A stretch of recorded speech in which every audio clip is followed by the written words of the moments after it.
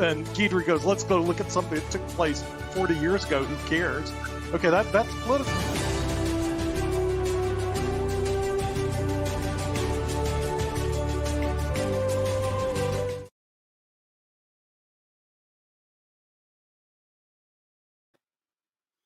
Welcome. On behalf of IBM TV, International Broadcast Media, this is The Lawyer's Den, a unique program while involving practicing attorneys and thoughts and notions. Here where we bring absolute outstanding ideas. So with that, I am looking around in this universe, and I'm looking for a young man named Nick. Nick? Young? Okay, wait a minute, dude. I've been practicing for 37 years. I can't even count that long. That's young? I don't know what you're talking about, youngster. But, I'm the senior partner of this group. You guys are all young, not me. All right, well, Nick, good to see you again. Yeah. What do we have on lined up here? Well, remember, we're broadcasting. Just want to remind everybody, we are broadcasting internationally to the Indian lawyers watch us, the Pakistani lawyers watch us, and people in Malaysia, et cetera. So just keep that in mind when you talk about your domestic problems that I get feedback from here in the great United States of America. So do you want to bring in some of these U.S. attorneys? May. Okay. And by the way, these are real attorneys. Then we're going to introduce the first guy who is a real attorney. He keeps sending me emails letting me know this because we're confused a little bit about his background. He went to the University of Southern California, which, as we know, is that really a school? I mean, is that a party school big time in Southern California? No, Nick, actually, what? I mean, do you pay to get in? I mean, I don't know. I don't know. There's a pay to play. It's kind of a funny school. But anyway, he got his bachelor's degree there. Still a bachelor. He went on to the Ohio State University, where at the Ohio State University received his law degree. He also went to the University of Alabama. This is a very messed up man, as you can see, to receive a master's degree in crime. Then or maybe it's criminal law, close enough, right, for government work. Then he went on to New York University, finally receiving a master's in law at New York University, so as an LLM, which is a teaching degree, which can do in law, which he then went on taught the Indiana Tech University School of Law, which he was a professor. I mean, can you just bring him on? And then we're going to bring in our professor and practitioner, Adam Lamparero. Adam, welcome to the show. Great to be here. Introduction different every day. In case the people around the world don't know who you are, and those are the fortunate ones among us. Look at all these people coming in all right now. Okay, so with that, let's go to our another panelist who actually is a practicing attorney in New York City. Went to the State University of New York at Buffalo, and then went to practice law in the Big Banana, now the Big Apple, known as our street fighter. Let's bring in Fernando Leal. Hey, everybody. Good to be back. Yes. Okay. Now that we noticed, our audience knows there is no class here, but we actually went to Lithuania. We are internationally represented, finally receiving some class from Lithuania. She went to the University of Denver School of Law, and she received also not just a law degree, but a master's in law, which, as we well know, is a teaching degree, practices law in the great state of Florida. Let's bring in Guidry Stantonite. Guidry, welcome to the show. Good evening. Okay, and then our final panelist for today actually went to BYU, University School of Law in Provo, Utah, then received his master's in law at the George Washington School of Law in Washington, D.C. Let's bring in our favorite attorney, Jeff Teichert. Jeff, welcome back to the show. A brick background, don't ask me why. And the thing is, when I say don't ask me why, let's not forget the den master, who's actually also is an attorney and a very famous one. He practices in Washington, D.C., the Tower of Power, the Honorable Bill Trezevant. Honorable Bill Trezevant, the den master. Welcome back. Now, den master, here's the problem. I've been seeing emails all day about what this show is going to be about. I've seen emails relating to whether or not we should show the national anthem of Russia and North Korea, which we can do, by the way, and legally, just to let you know, and play them for our audience because I'm sure they've never heard them. Or we can actually go on to a topic, but you're the den master, and the topics keep going back and forth. So what are we going to do today? Are we going to let our audience listen to music from Russia and North Korea, or are we going to actually do a topic? What's going on? It's your show. Okay. Well, fine. Before we get to the topic, I am mindful of the den, and I've been thinking about this. Nick, I have to ask you one question. Nick, may I ask you a question first, please? Yes, and I can take the fifth. I have 4 other attorneys here who can recommend I take the fifth, especially if the question comes from you, Bill. But go on. Great. The 2 national anthems that they were talking about. Can we do that quickly? Well, yeah, actually we can. This is the national. No, Nick. I want to be careful here. I don't need 15 minutes of Russia, and I don't need 15 minutes of North Korea. But, Nick, is that something that you can do? Well, it's quite possible. I mean, see, the real problem isn't the Russian national anthem. The real problem is the Russian national anthem with no copyright attached, because that's the big thing that the Facebook police tend to shut us down on. Okay, then fine. Then fine. Nick, no Russia. Can we do? Wait a second. That is a beautiful, beautiful, and inspiring national anthem. Nick, would you kindly begin playing the Russian national anthem for us? I am working on it. It's kind of elaborate to even get this. No, Nick. But I need it small and short, kind of like what.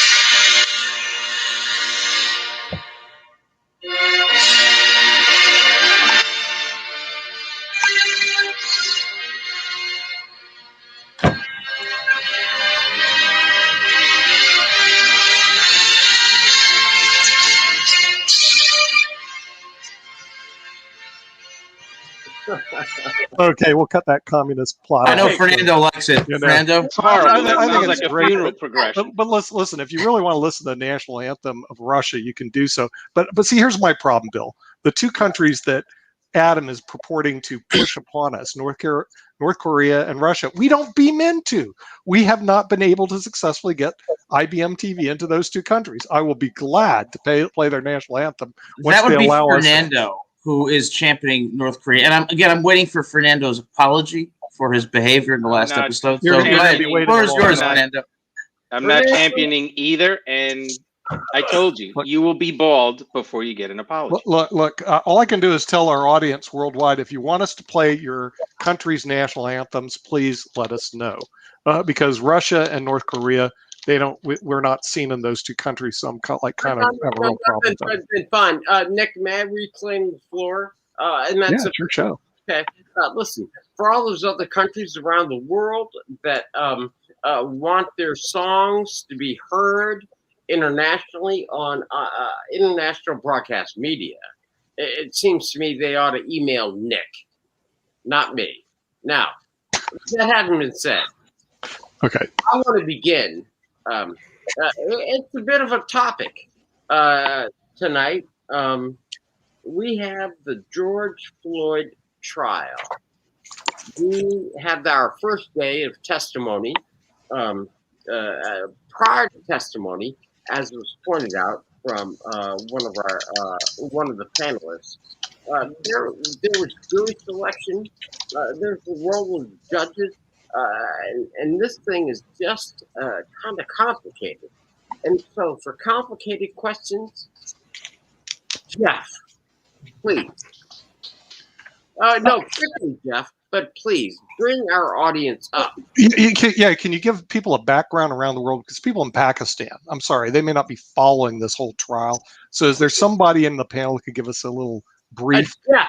See, I called Jeff. Yes. Okay, good. Jeff, give us a brief what's going on. Please. Okay. Well, for our audience that may have tuned into it, or even those who didn't, a trial in an American courtroom begins with opening statements by the attorneys from each side. And in that opening statement, the attorney for each side will attempt to lay out what they intend to prove or disprove during the trial. It'll be primarily a summary of the evidence that they intend to put forward. I thought both counsel, the prosecutor, trying to put the police officer behind bars for murder did an excellent job of laying out the case that this person had willfully and intentionally caused the death of George Floyd. I also thought the attorney for the police officer did an outstanding job of laying forward the case he intends to prove. How this is going to come out, it's too early to tell. We haven't had a huge amount of testimony yet, but does the opening statement matter? I have found in my experience that it does matter. I think it gives, particularly if you're trying a case to a jury, it gives the jury an overview of what you're trying to prove and what story you're going to tell, and with the evidence that you present. I think if you just started in giving evidence, they could get very lost as to what it is you're trying to do. And a great opening statement lays out your case and allows the jury or the judge to understand where you're going with all the evidence you're going to put on. Okay, Guidry. Guidry, I'm coming to you, and then I'm going to come back to Fernando, and then maybe the professor. So, Guidry, how do you lay out your opening statement at the opening of a trial? Well, for me, it is very important to provide a roadmap, indicate what and when is going to be addressed and why. Also give some factual analysis or synthesis of what is important to the elements of the crime. So that's what I do. What I would like to add to Jeff that prior to opening statements, another very important step is in our legal American judicial system is selecting jury. And in this particular case, judge set aside as much time for the selection of jury as he did for the trial itself. And in the United States, we followed closely the selection of the jury and how both prosecution and defense was trying to find out what kind of lens of spectrum or attitude the certain jury member will use. And they selected 12 members, 14 members will be extra.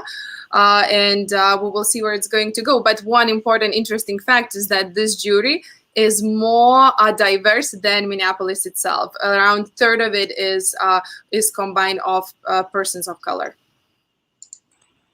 Okay, Fernando from New York, and please, if we can, because I know we got New York opinions, but I'm going Fernando, and then Adam, and then Nick.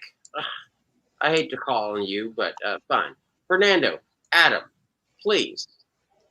I'm going to follow up on what a point that Guidry made. For me, opening statements start at jury selection, which we call voir dire. It's just two French terms. One is to hear and the other one is to say. And for me, that's where I start laying out my case. And I do it in very general terms, but it's all things that I'm going to lay out in my opening statement. Usually my opening statements, the way I like to draft them, is in the form of a story where, number one, I humanize my client. If I'm on the defense side, it's a little bit trickier because I practice in the world of civil law. My person doesn't have the injury. He's usually the person that may have caused the injury. So I go into their background, if they're immigrants, if they started their own business. And then I start weaving in terms that the jury is going to hear throughout the trial, such as reasonableness or intent or any other legal term that is specific to that case, so that they get used to it, so that I can start influencing the way they think about those terms. And when I get to my closing, which is at the end of the trial, after all the evidence has come in, they already have those terms in their head when the judge comes out and starts telling them what the law is. Different ways to do it. That's just the way that my approach. All right, fine. Adam, what do you teach your up and coming lawyers? I mean, do you lay out the case? Do you, do you tell them that, hey, listen, I got to tell a story? I mean, which way are you telling them? I mean, are you humanizing or are you demonizing? You tell a compelling story by employing what's called a rule of three. You start out with an extremely powerful opening sentence, and then you give the jury 3 reasons why they should rule in your client's favor, and you end powerfully. And this segues into something I've also been talking to my students about, which is, what are the charges against George Floyd, and what are the obstacles that the prosecution faces? Well, the first charge is second-degree unintentional murder, which is known as felony murder. That requires the prosecution to show that Derek Chauvin committed a criminal assault on George Floyd by kneeling on his neck that caused his death. Uphill battle there is going to be that the maneuver that Chauvin used was approved and is part of the training in the Minneapolis Police Department. The second charge is second-degree manslaughter. That requires you to show that Chauvin created an unreasonable risk of harm that resulted in death, which is probably the most likely charge he'll be convicted of. The problem for the prosecution here is causation. There's a strong argument that drugs, fentanyl and methamphetamine, caused Floyd's death, and not what Chauvin did. And the third charge is third-degree murder, which involves creating an unreasonable risk to others. The problem is that Chauvin only created a risk to one person. The third-degree murder charge typically only applies where, for example, you shoot a gun in a crowd or you're playing Russian roulette with a gun.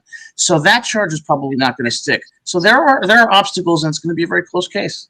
Okay, no, Nick, I'm coming to you. But I mean, first I just have to correct Adam. He said the charges against George Floyd. George Floyd is dead. I'm sorry, Derek Chauvin. I apologize. Adam, I gave you the floor, please. Nick, because you said charges against George Floyd. I mean, I don't know how you charge a dead man. I mean, I know you can charge a ham sandwich. But Nick, please help me out, because the professor has that first piece wrong. Although he was great on everything else. Nick, well, I actually like his rule of 3 because he uses it very well here on the Adam. I'll give you 3 things, and part of the reason I like it is people can remember about 3 things, and by the time you get to 4 things, forget it. They forgot it. But also something very important for the lawyers out there.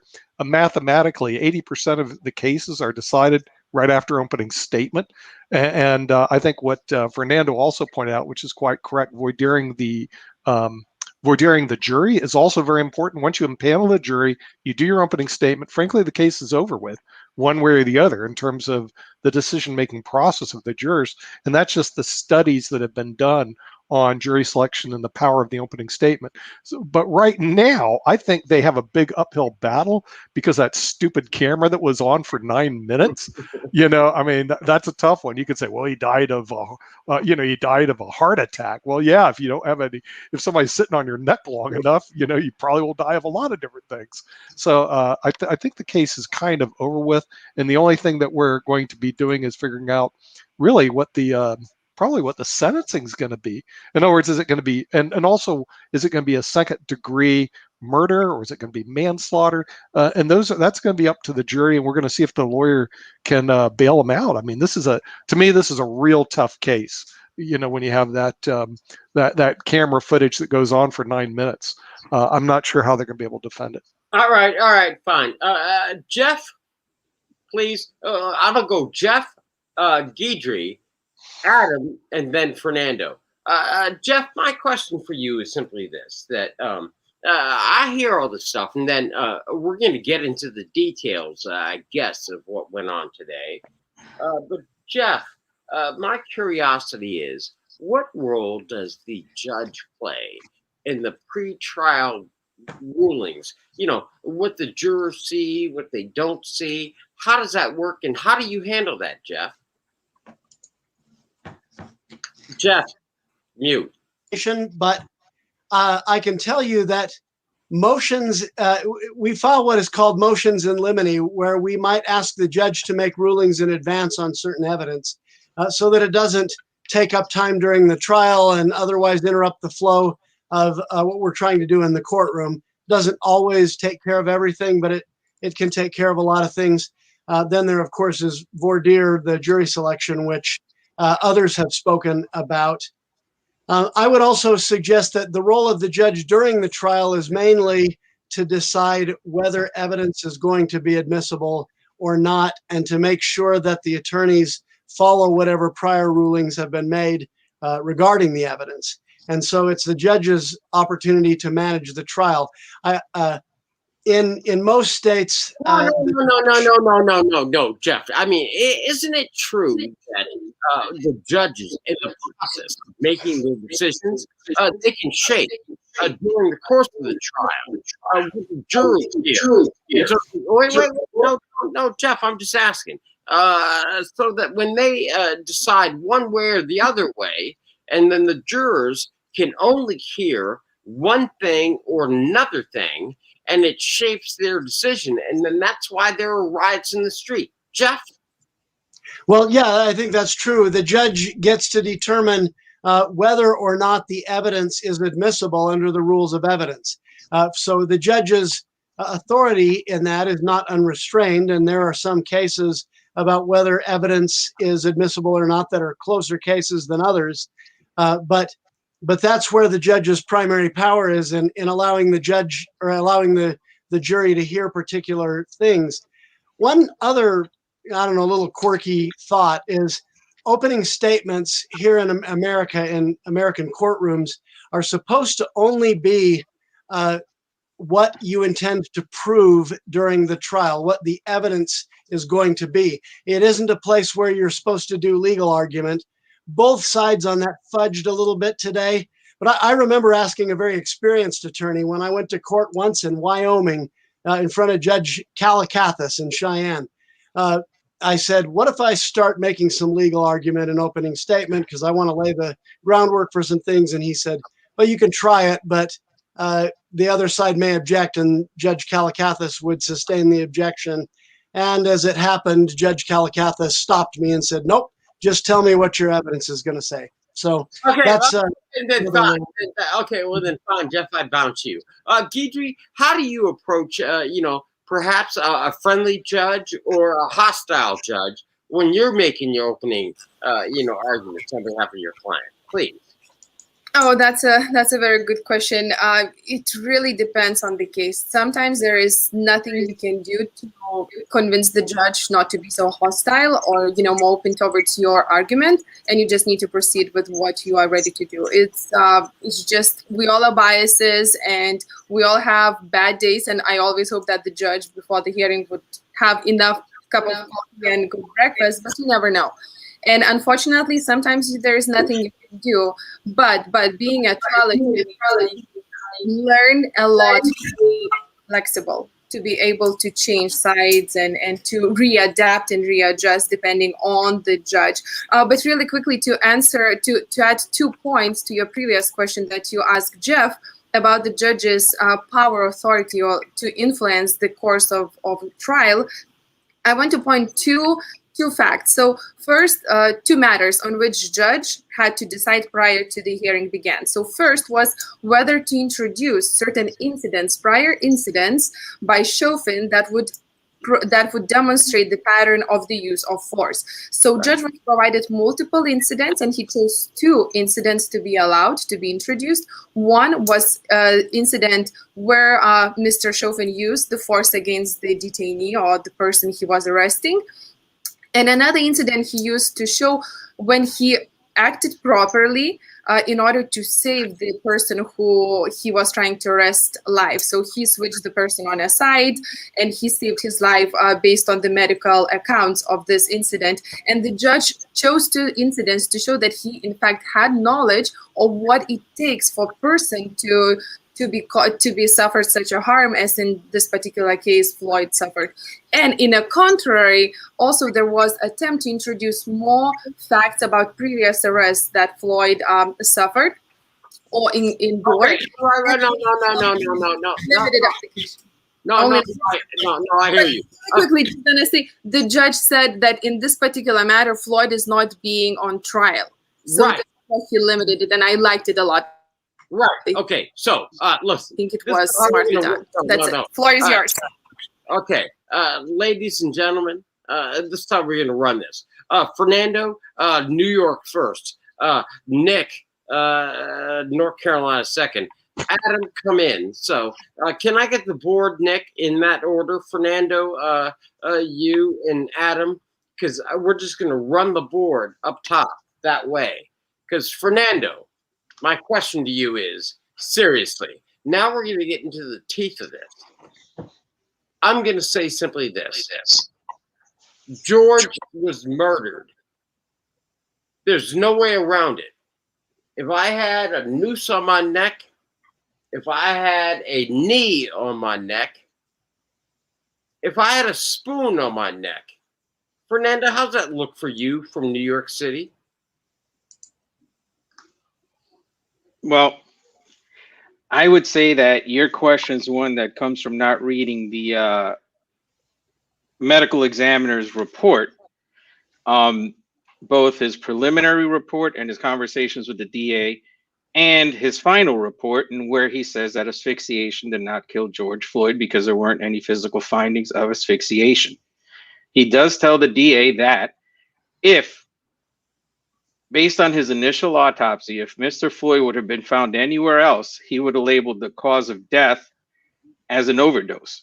That's going to create a problem for the prosecution. This case is going to be two things. It's going to be the manner of death versus the cause of death. How the prosecution can tie the manner of death to a cause of death is going to be an issue, because their own medical examiner, who they use on multiple cases, for this case, future cases, prior cases, has put a big hole in their case. And then they went and tried to find other experts to bolster what their theory is. And that's going to be a problem. You can wave your hand. That's a problem. No, I'm waving my hand because you're being slow. You're being slow. I'm not being slow. I'm answering your question. Nick. Legal analysis sometimes takes multiple steps. Yeah, well, I'm not worried about it because I'm not paying you. So, Nick? Well, I think Fernando actually brought out a very good point, Bill. I mean, the thing is, and here's the problem. If you're a good defense attorney, and hopefully Adam will back me up, he never does, but maybe there's a chance. And we're going to tell it. It's the standard that you have in criminal trials that you don't have in civil trials. They used it brilliantly on the O.J. Simpson case. Now the real question is, how good is a defense attorney? Because you have to create that reasonable doubt, that tiny sliver of doubt, that his death was not created by asphyxiation. It was created by his drug use.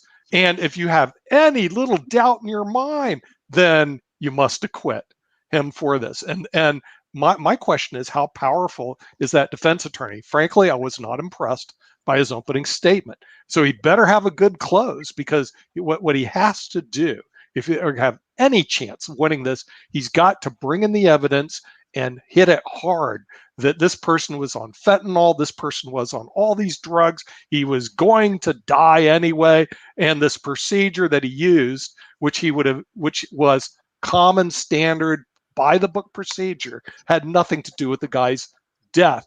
And if you believe that this other thing caused him, or even had a remote possibility of causing it, then you have to acquit him, because you have to convict on any reasonable doubt. And you just say, I doubt that there is some doubt here that his death was actually created by asphyxiation, and then have the guy walk. Yes, Adam.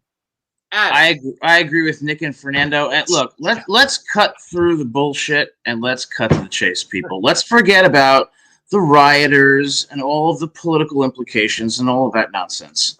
George Floyd had 3 times the lethal dose of fentanyl in his system. Evidence suggests that he, in fact, swallowed what's known as a speedball before he was arrested. He also had methamphetamine in his system. In addition, he also had atherosclerosis and allegedly the coronavirus. The evidence that his death was caused by drugs is substantial. Number 2, the technique that Derek Chauvin used is an approved technique in the Minneapolis Police Department, whether you agree with it or not. Number 3, Floyd was arrested in 2019, 1 year prior, in which he swallowed drugs immediately before being arrested, and that is what is alleged here. The combination of his medical conditions, his drug use, the fact that he resisted arrest, and the fact that the technique used on Floyd, although I disagree with how it was used, was approved by the Minneapolis Police Department equals reasonable doubt. Ooh, and that's the problem. No. Let's forget about all the protesters who destroyed property and killed people. All right, Adam. You know, you got to prove beyond any reasonable doubt. We're a Throw that nation of reasonable law. doubt in there. We're a Jeff. nation of procedure. Jeff, I'm about to please. Jeff, and then you can. All right. Well, these guys are out of their bloody minds. I'm going to tell you. I'm going to suggest a couple of things. Now, I don't agree with Nick. I thought the defense attorney actually gave a great opening statement. With what he had to work with, he said he pointed out the fact that Floyd put drugs in his mouth to hide them from the police, and that they swallowed them, and that is probably the biggest hurdle, is that he had heavy doses of meth and other things in his system. He also said there was no bruising on the neck found during the autopsy, so he's essentially asserting that they didn't nail on the guy's neck that hard. And he said that they were worried about the crowd, and that took their attention off of what was being done to George Floyd. And then that the squad car was rocking when Floyd was in there before they took him out and kneeled on his neck, showing he was resisting arrest. They also tried to say that Floyd was a lot bigger and stronger than the cop. I'll tell you why none of that works. No. First. No, Jeff. No, Jeff. Bigger and strong. And yet, on drugs, which presumably would mean that he was, incapacitated. So you can't be big and strong and then, overpowering, and then at the same time, be on drugs and then be like, weak kneed. I don't know how that works, Jeff. No, Jeff, please. You're all right. I agree with you. I think he was making the best case that he could, but here's the problem. George Floyd is handcuffed and on the ground when they're kneeling on his neck. Now, he is under their control, completely submissive, and there is no need to kneel on his neck for 9 minutes and 29 seconds, which is the piece of evidence that the prosecution kept turning to. Others tried to help, and the police reached for mace on his belt and basically said, back off or you get this. And Floyd said no less than 27 times, I can't breathe. All right. Now, what Adam talked about with regard to the felony murder rule, that essentially means if you are in the course of committing a felony and someone dies, you're tagged with murder.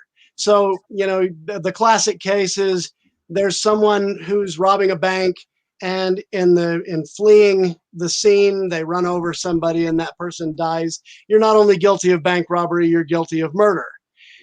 In this case, the officer is committing a criminal assault at the time George Floyd dies. And maybe he died of, putting those drugs in his system, but it was in the course of the officer committing a criminal assault. And I think it's very persuasive that he may have committed an assault on people trying to come to George Floyd's aid. So I don't think that the business about the drugs in his mouth, the bruising on the neck, and all of that gets them out of this problem. No, Deidre, your turn. You heard your college. I mean, how do you think of it? I will join Jeff in this particular argument because he's the only one that makes sense. He's the only one who sees the picture, not from very close, but really taking a step back. So drug usage could have been contributing factor to his death. However, it does not overpower or negate the total circumstances that caused him to die. And 8 minutes, 45 seconds, have your boot on your neck while asking, for ability to breathe, definitely indicates that someone is suffering or someone might possibly die. And here in this particular case, the prosecution provided to the jury a variety of possible charges. So we have second-degree murder, we have third-degree murder, and we have second-degree assault. And in this particular cases, we are talking about intent to cause harm, we're talking about deprived mind, or we're talking about negligence. And I'm thinking, in my opinion, with everything that happened, the officer should definitely be charged, because there is sufficient ground, at least with a third-degree murder. So the second-degree murder, he would be facing up to 40 years, the second-degree murder, 10 years. And I think it is more random, it's less intentional, but you cannot turn away from the facts that really caused or contributed to his death. Okay, Nick, Fernando, and then Adam, please. Yeah, you know, the thing is, the importance of this case is something that cannot be underestimated. But this is one reason I was saying that his opening statement was weak, because there's a couple rules when you're litigating you need to understand. Number one, it's not so important what you say, but it's how you say it. And I didn't get that from the person who did the opening statement. I didn't see any pregnant pauses. I didn't see the 1, 2, 3 punch that Adam so brilliantly brought out before this panel. Problem number two, it's not so important what you're saying, but who you're saying it to. Everybody knows, who's been doing a lot of trial work, how did you impanel that jury? If you impaneled the right jury, he walks. If you impaneled that one juror who, no matter what you say, is going to let him walk, he actually walks on this case. Like, no kidding. But I did not see how they did the impaneling of the jury, but it makes such a big difference. And number three, he needs a really great attorney to get him off. And so in this particular case, I would bring in Adam Lamparero to defend him, because he's a criminal attorney. He knows how to do this stuff. So I will defer the rest of my time to my brilliant, esteemed colleague who teaches at Georgia College, Mr. Adam Lamparero. No, you don't have that. Thank you, Nick. No, Adam, you sit tight. We're going Fernando from New York, because I think he needs a New York lawyer, a professor. So we'll talk about that New York lawyer later. You know, Bill, the truth is like the sun. You can shut it out, but it ain't going away. Adam will have his day in court. Okay, well then, Adam, you go be sunshine Right. for a moment. Right. I need some New York City right now. New York City, what do you got? Because apparently he needs an attorney. Yeah, Jeff and Guidry are both out of their mind, and they speak like attorneys that didn't bother to go through the 20-page final autopsy report, or what's been marked as Exhibit A, which are the notes of the prosecution's conversation with the ME, which are all online. That will destroy their case, because their ME will get destroyed on the stand on cross-examination. And that will be the crux of their defense. Whether Guidry and Jeff like it or not, the medical examiner is saying that he died as a result of an overdose, not as a result of asphyxiation, of being choked, of his knee to his neck. Now, he throws a bone to the prosecution because obviously he works for the state, and he said, oh, it was a homicide. Well, yeah, it was a homicide because the death happened with somebody else being involved. But none of the physical evidence, and that's what this case is going to get tried on, the physical evidence, not opinions and conjectures and totality of nonsense. The physical evidence does not point to asphyxiation. There is, and this is right from the report, there is no signs of small broken blood vessels in the face, mouth, and eyes, which is a common sign of asphyxiation. There was no life-threatening injury to his head, spine, chest, brain, larynx, or skull. That right there is a problem. The prosecution, I wasn't really impressed with either of the opening statements today. There was a lot of reading and not a lot of eye contact with the jury. There was a lot of big words that were thrown in there that nobody bothered to explain to anyone. That's what I was saying when I do my openings. Those big words, I explain them, because those are big words that they're going to hear throughout the trial when experts take the stand. And if you don't explain it, you don't give that roadmap, both sides, when it comes to the closing, they better have a spot on, hit to the heart, kill you closing. And the Okay. prosecution better be better than the No, defense. I got you, Fernando, because yeah, you're a bit wordy. Adam, without the use of a video, what kind of truth does Fernando have when he says you got to have a kill shot? You know, without the use of video, it's got to be because Adam, you are our professor, so please teach us. Fernando is 100% correct. And quite frankly, I'm really surprised at Jeff and Guidry. We have a rule of law in this country that is impervious to politics, the mob, or emotion. We look at facts and we use reason. The facts are this. Jeff said that drugs may have caused Floyd's death, a tragic death, everybody would agree. If that's the case is over. Jeff also said that Chauvin committed a criminal assault. Well, the actions that Chauvin engaged in are approved police practice in Minneapolis. Guidry said that Chauvin should be convicted of third-degree murder. That is wrong as a matter of law. Third-degree murder requires you to put others at risk, multiple people. That cannot be in any way gleaned from the facts here. In fact, the opposite. So I'm surprised at them. The fact of the matter is this. The prosecutor has an uphill battle, and we are a nation of laws, and that means you have to show beyond a reasonable doubt that Chauvin is guilty, and I think that's going to be a problem, and I'm not afraid to say it.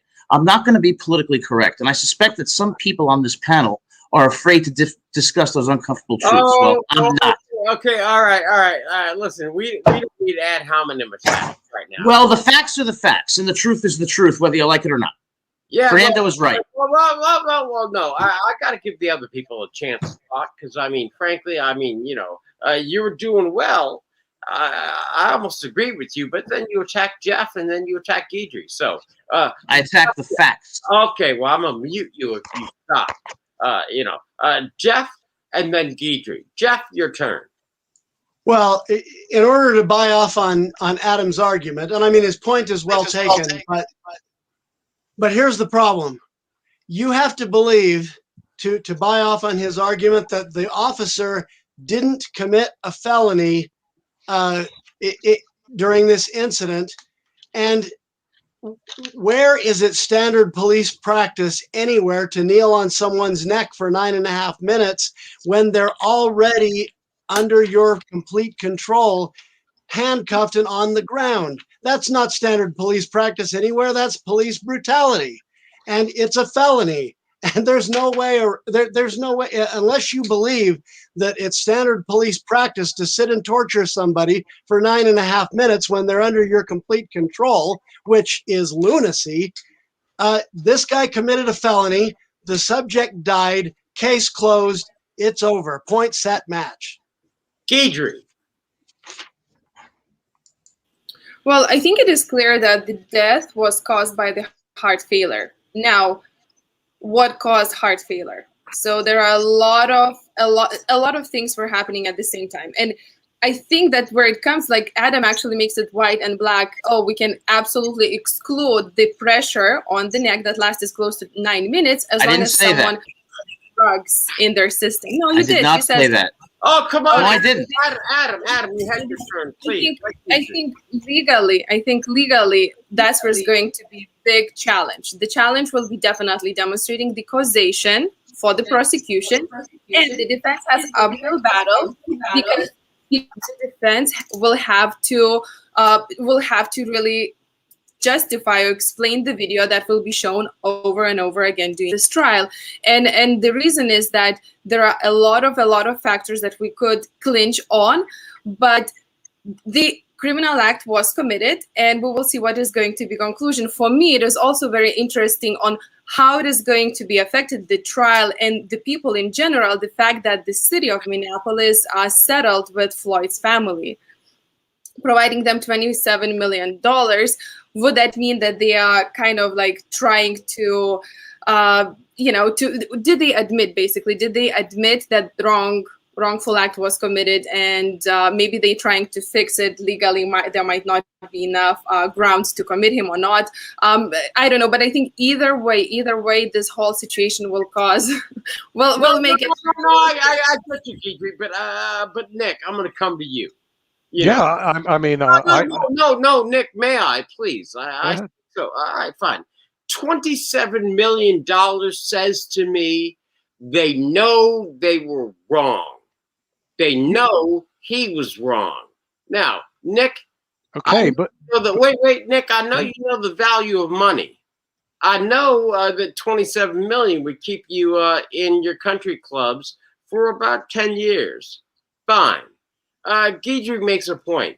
Now, $27 million is an admission of liability. Nick, $27 million is my question to you. Was right or wrong? Because we have a dead person. And yeah, but see, I concur with Adam and Fernando on this one, guys. If they had Fernando and Adam as the defense attorneys, this guy would probably walk. Okay, I'm just not convinced of this. I don't know who he chose as his attorney, but I'm not sold on this guy who's representing him. And the reason why I would say he's walked, that yeah, Gidry's right. He may be guilty of, quote, police brutality, but murder, you have to prove beyond any reasonable doubt. A good attorney is like Adam is going to bring that reasonable doubt into your mind, and you're going to say, well, it couldn't have been murder. And same with Fernando. Both these guys will slam dunk this case, and you'll say, as a juror, presumably you got the right juror, they're going to say, yes, there is a reasonable doubt that he died of something else. And then they're going to let the guy walk. And is that a possibility with a good attorney like Fernando and Adam? Yes.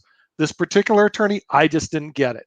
What he said, how he said it, how he presented, I think he needs to go back to law school, have Adam teach him how to do a trial properly, and then maybe he would have a chance in defending this case. Fine, Jeff, slam dunk, please. I mean, seriously, Nick just said slam dunk. And I don't wait, I don't know that Nick has ever been involved in a case when he said slam dunk. And I don't know that you've ever represented Nick in a case where you said, yeah, Nick, slam dunk, if you got some wrongdoing. Jeff, please. No, the case I represented Nick in was not a slam dunk either way. But I will say that I think when we were in law school, when I was in law school, we talked jokingly a lot about videotaped evidence. You know, well, maybe if you had a videotape of this crime or that crime, here you actually have it. And I think this is as close to a slam dunk as you get.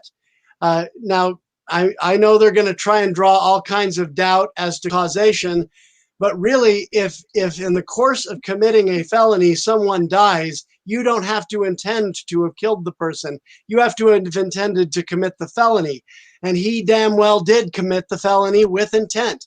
He heard the guy 27 times say, I can't breathe. He had him under his complete control and continued to kneel on his neck. Why? I mean, it's absolutely absurd. You can't use that kind of force against someone that's completely under your control. Okay, no, I appreciate that. Fernando, I'm coming to you, and then Adam, and then Gidry. So Fernando, Adam, Gidry. But I want to switch this up. I want to ask this question so that those out there facing these daunting slam dunk kinds of charges, like prima facie, like on its face, like there's no way around it. The facts are what they are. How do you, if you're defending someone, get your client out of it, Fernando? Well, you kind of asking the wrong person right now, because every single quote unquote slam dunk case that they've told me that I've had, I've gotten my behind handed to me. There's no such thing as a slam dunk case. How do I get my client out of something? Is I look for things like the autopsy report, things that are going to poke holes in that in the theories that the plaintiff is going to put forward, or in this case, the prosecution. you know, if you wait until the trial happens to figure this stuff out, you're going to lose. So in all honesty, when I get a case, I start preparing for the trial that very day. And I start shaping my theory and where I'm going to go that very day. I had cases where I've only had where I've had videos, and one of the cases that I lost, I depended too heavily on the video, which is what the prosecution is doing. They are depending too heavily on those videos to carry the day. Mhm. And that may not carry the day because they have that whole other issue with the ME and the lack of physical evidence to tie in the actual the homicide to the physical evidence, which is kind of weird in a homicide because usually that's something that they never have to figure out. It's there already. You know, the person got shot. Pretty easy. The person got stabbed. In Okay. this one, the All right. physical evidence doesn't tie in to what they're alleging is the homicide, the kneeling All on right. the back. All right, fine. Adam, what do you teach your students when they know that a bazooka is coming down the pipe on their client and that there's no way for them to defend because they know? I mean, what do you tell your clients, Adam? Can't hear you. There's always a way to mount a compelling defense using a powerful opening sentence, the rule of three, a powerful closing, and telling a compelling story. What Jeff doesn't tell you when he says Floyd said 27 times that he can't breathe is that a substantial number of those times he said that minutes before he was even on the ground. That is a fact. What Jeff doesn't tell you. No, that's good. No, Adam, I'm telling you, that's good. Oh, thank you. 27 times, and then what they didn't tell you is what Jeff doesn't tell you is that what he doesn't tell you is that the maneuver that Chauvin used was an approved practice by the Minneapolis Police Department, and trained officers are trained to use that practice. What Jeff did tell you was that drugs may have been the cause of death. And we live in a nation of laws. Let's be very clear. This was a tragedy. I feel terrible for George Floyd's family, but the facts are the facts. And we live in a justice system that doesn't deprive people of liberty based on the whims of a mob or the political whims of the moment. And the facts here suggest reasonable doubt. I'm not afraid to say that because the truth matters more than politics. Okay, that's it, Adam. Guidry, please, because I mean, I have to tell you, Guidry, if I might. Jeff's opening 27 things, and then Adam coming back in. Well, what he didn't tell you was that he was eating drugs. Guidry, how do I make sense of this, please? Well, yeah, it's a complicated case. Every single case, I think it's complicated. There is no such a slam shot, at least in my experience. I think we reached the point, and some people are saying right now that this is not the trial against Chauvin. This is trial against the United States. It's a time for us to evaluate where we are and how did we get here. And you know, we could talk about history and philosophy, but the fact is that the police, for decades, for centuries actually, was giving a right to really use its discretion, and we kind of step it aside.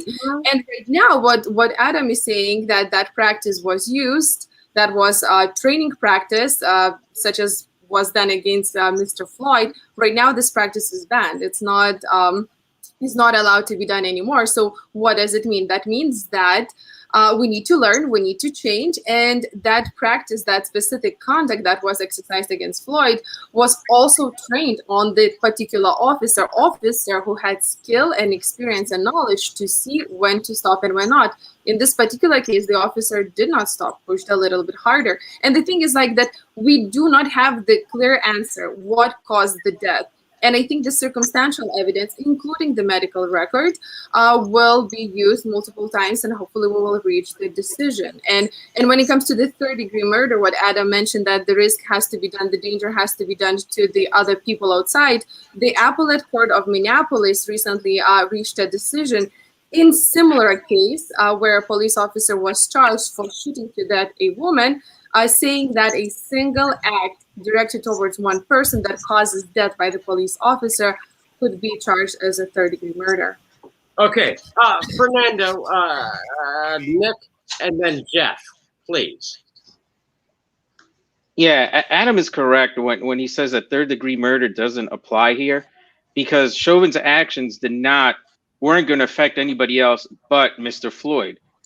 The Minnesota the Supreme Court of Minnesota, which is the highest court in the Nord case, the facts that are left out is that the reason third-degree murder was applicable in that case is that Officer Nord was sitting in his patrol car. He took his gun out, reached across his partner, and shot through a window into a dark alley, hitting the woman who was coming out in her bathrobe in her stomach. So yeah, third-degree murder would be applicable under that fact pattern because he endangered other people, including his partner. Third-degree murder here doesn't make any sense. The actions were one-on-one, not against the whole crowd. Okay, well, then, You know? okay, well, you're not the judge. Nick, Adam, Yeah, and be the judge. Well, I mean, I can read. Adam puts another great thing on the table that Guidry and Jeff are completely ignoring. You're trying to push the settlement with the state or the county of Minnesota, this $27 million settlement. Not only is it irrelevant, let's look at why the police department was guilty. They're the ones who trained this guy, Chauvelin, whatever his name is, to execute that type of maneuver to restrain that person. So of course they're the ones that are guilty. But why are you killing the messenger, the police officer who was given the training that this is what they're supposed to do? Now, granted, it was not correct training, obviously, but Adam is putting a good, if you have a good defense attorney, which I'm not sure if he does, you put that good defense down there, you're going to say, wait a minute, he was just following orders. So go after the city. Nick, He was just doing his job, buddy. No, Nick, we're done listening to you. Adam, and then Jeff, please. Adam, please, and Jeff, and I reserve my right to wave you off. But go ahead, Adam. You got the spot, please. Number one, drugs. No, don't start with me with that, and don't tell me you're talking to the American people. I cannot handle that right now. Number one, drugs caused Floyd's death, and the medical examiner's report confirms that. He was saying he couldn't breathe minutes before he was even on the ground. Number two, the technique used was approved by the Minneapolis Police Department. This leads to reasonable doubt. I think what Derek Chauvin did was really, really wrong, but I do not think that his actions satisfy the elements of second-degree felony murder, second-degree manslaughter, or third-degree murder for the reasons I've stated. We live in a nation of laws, not a nation of politics, emotion, and riots. And the law, hopefully, will stand up for what's right here. And that is the truth. All right, fine. Jeff. Mute, Jeff. Adam previously talked about how this maneuver that was done on Mr. Floyd was standard police procedure, but you have to look at the context. It isn't standard police. It's standard police procedure, perhaps, if you are seeking to bring a suspect under control. But this guy was already completely under their control. Just because something is an approved maneuver for certain situations doesn't mean you can just go out and do it to innocent bystanders. It doesn't mean you can do it to somebody that's handcuffed laying on the ground. So it was a completely inappropriate use of force in this particular case. Now, in terms of how I would defend it, I've always said, I think if the prosecution would have given O.J. Simpson a 2-week trial instead of multiple-month trial, they probably would have gotten a conviction. If I was the defense, I would be trying to muddy the water. I would be trying to make this as long and drawn out as possible.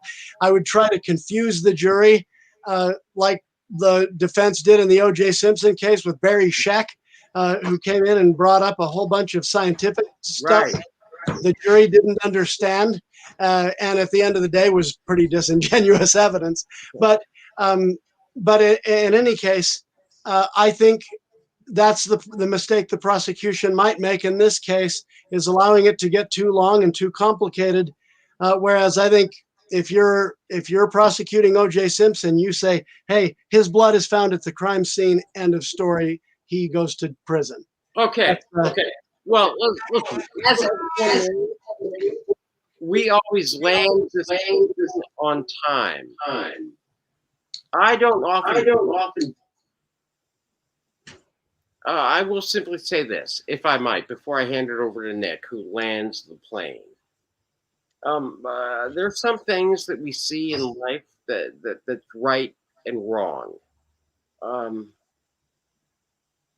I don't know how the law is going to handle this trial.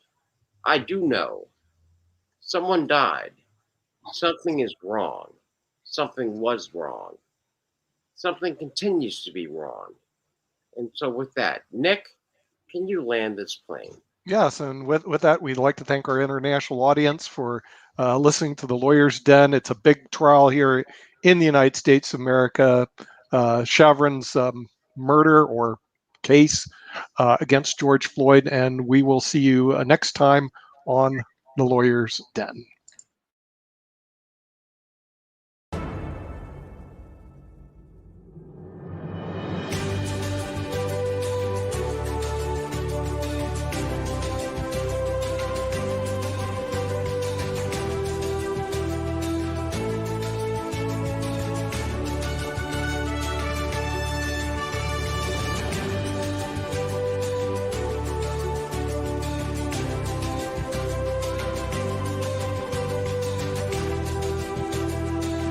And Guidry goes, let's go look at something that took place 40 years ago. Who cares?